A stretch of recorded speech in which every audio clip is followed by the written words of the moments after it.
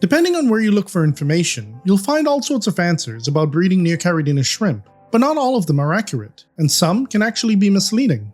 If you're new to the hobby, that can easily lead you down the wrong path, leaving you with more questions and frustration. In this video, I'm going to cover 11 common Neocaridina shrimp breeding myths I've seen floating around, from whether they really need perfect water to if they actually give birth. By the end, you'll know exactly what's true, what's not, and how to build a thriving breeding colony the easy and stress-free way. Let's dive right in. Myth number 1. Neocaridina shrimp lay eggs on the substrate. A very common misconception is that Neocaridina shrimp lay their eggs directly on the tank floor, plants, or decorations, just like egg-scattering fish. But shrimp don't work that way at all. Once a female is fertilized, she transfers her eggs to the underside of her abdomen, where she carries them until they hatch. This is what we call being berried.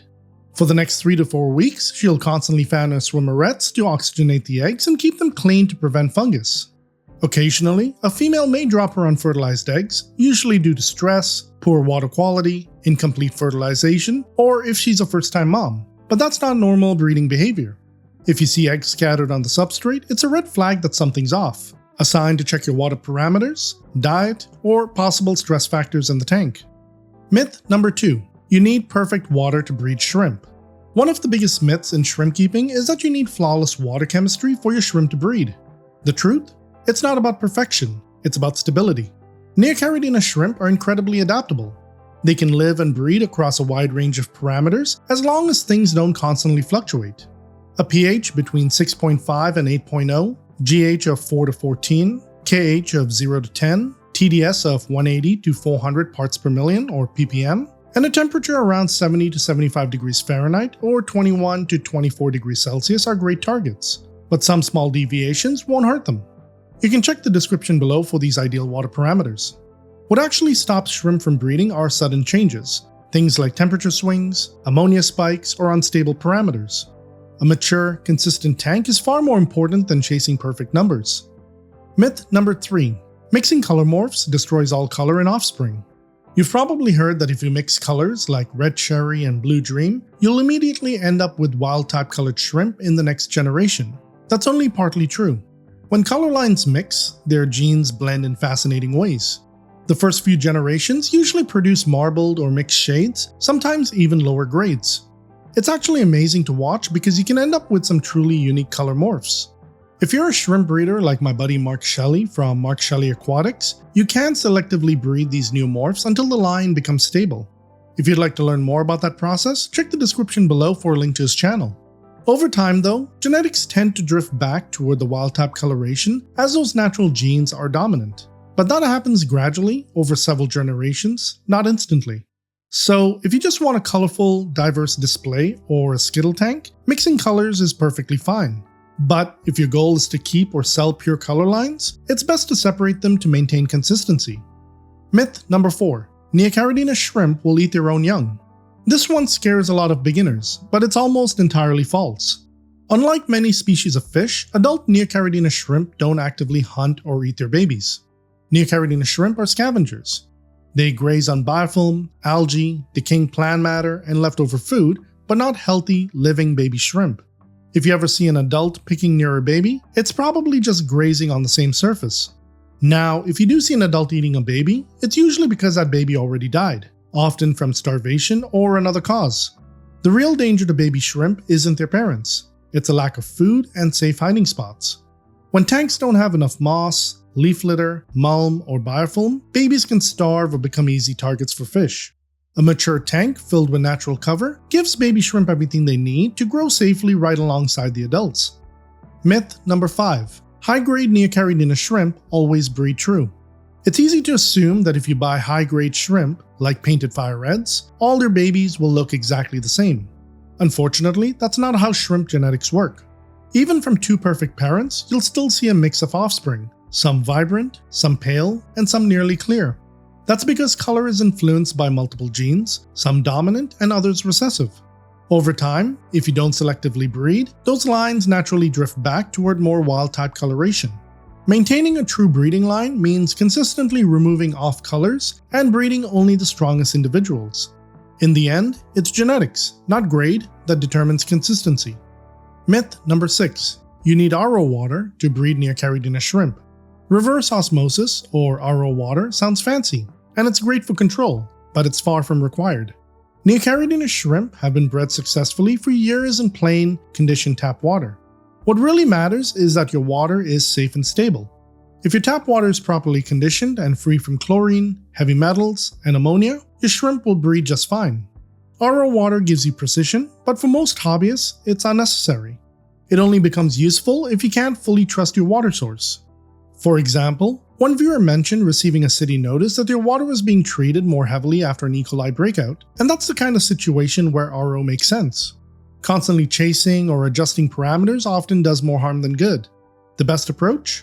Keep it simple, keep it stable, your shrimp will do the rest. Myth number 7. Neocaridina shrimp breed faster in warm water. There is some truth to this. Warmer water does speed up metabolism and shorten breeding cycles, but that comes with trade-offs. Shrimp kept at higher temperatures, say above 78 degrees Fahrenheit or 25 degrees Celsius, will breed faster, but they'll also age more quickly, have shorter lifespans, and face a higher risk of bacterial issues. On the other hand, shrimp kept at cooler temperatures, around 70 to 75 degrees Fahrenheit or 21 to 24 degrees Celsius, tend to live longer, molt better, and stay healthier overall. Fast breeding isn't always better. The goal is steady, sustainable growth, not burnout. Myth number 8. Neocaridina shrimp won't breed in community aquariums. Another myth that keeps people from trying shrimp is the idea that they won't breed in tanks with fish. The truth? They absolutely can and often do. Most of my tanks are community aquariums and my shrimp colonies are thriving. Adult shrimp will breed regardless of what fish are present. The real challenge isn't breeding, it's baby survival. In tanks with peaceful fish with plenty of plants or moss for cover, shrimp can successfully breed and raise babies right alongside their tank mates. If you're not seeing many babies, they're probably being picked off by fish. Add more hiding spots with plants, moss, or decor to give them shelter, and feed fine powdered food so it reaches them no matter where they're hiding. With enough cover and consistent feeding, your colony can still flourish even in a community aquarium. Speaking of feeding shrimp, I've created my own line of premium shrimp foods, designed not just to make feeding easier, but to give your shrimp the same natural variety and nutrition they'd find in the wild. The result?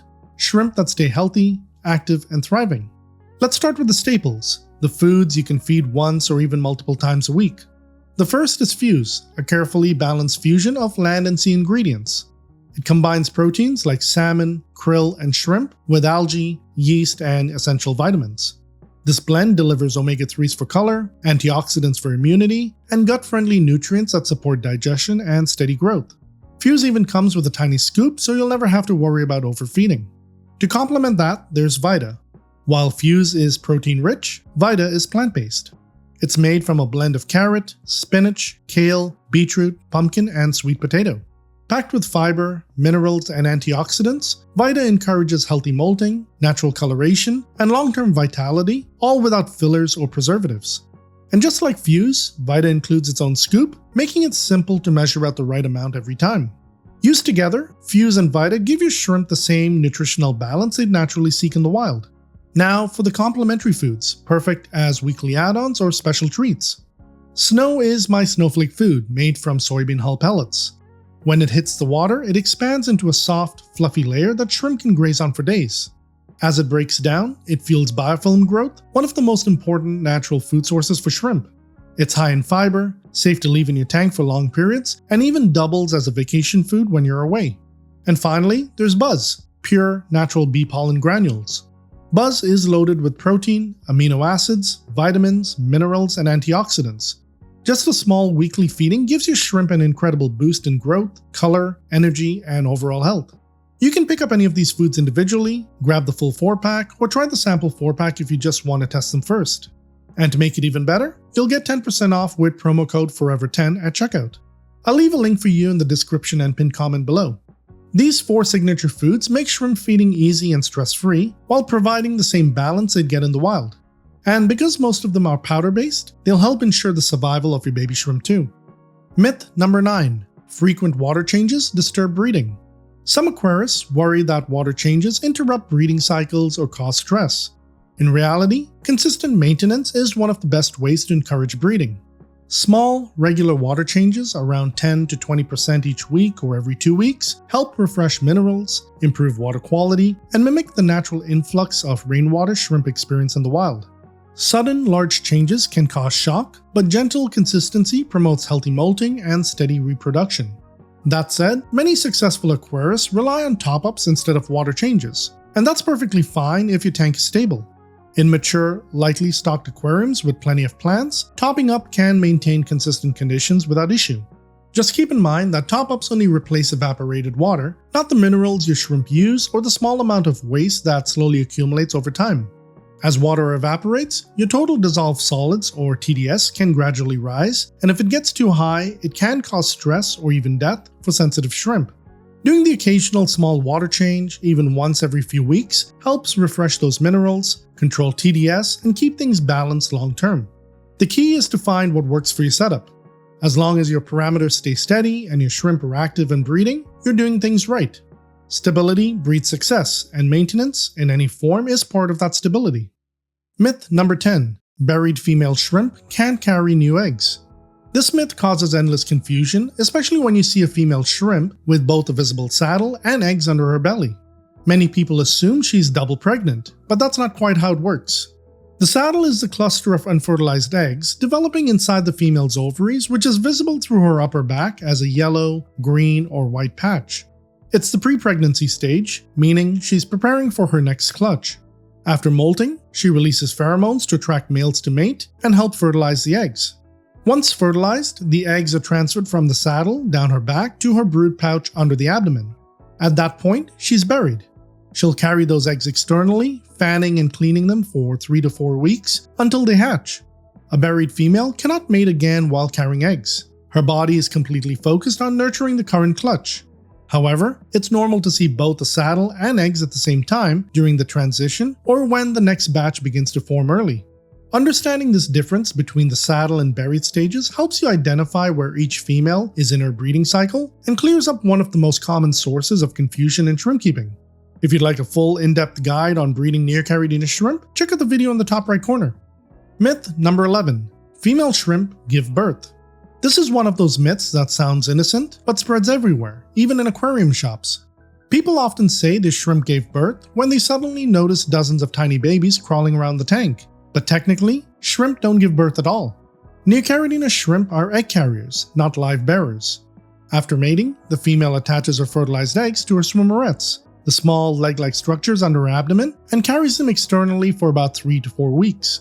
During this berried stage, she constantly fans the eggs to keep them clean, oxygenated, and protected from fungus. When the eggs finally hatch, something magical happens. Tiny, perfectly formed miniature shrimp emerge, already capable of walking, grazing, and surviving on their own. There's no larval stage or internal birth process. The eggs simply hatch beneath the female's abdomen, releasing fully developed baby shrimp into the tank, ready to begin life on their own. The confusion comes from how it looks. One day, the female is carrying eggs, and the next, you suddenly see baby shrimp everywhere. It appears as if she gave birth, but what you're really seeing is a synchronized hatching event. So yes, while it's common to say my shrimp gave birth, the accurate description is that the eggs hatched. It's a small distinction, but an important one, because it highlights just how fascinating shrimp reproduction really is. Well, that wraps up 11 of the most common Neocaridina shrimp breeding myths you'll hear out there.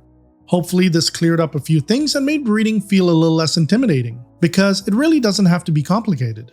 When your tank is stable, your shrimp are well fed, and you're patient, nature does the rest. Tell me, which myth surprised you the most? Let me know in the comments below. If you're just getting into shrimp keeping or planning to build a large colony, the first thing you'll need is a stable aquarium, and this next video will show you exactly how to make that happen. As always, you'll find my full shrimp food collection linked in the description and pinned comment below. And don't forget to subscribe for more shrimp keeping tips, guides, and advice. I'm Andy, thanks for watching, and I hope I made shrimp keeping a little easier for you. I'll catch you in the next one.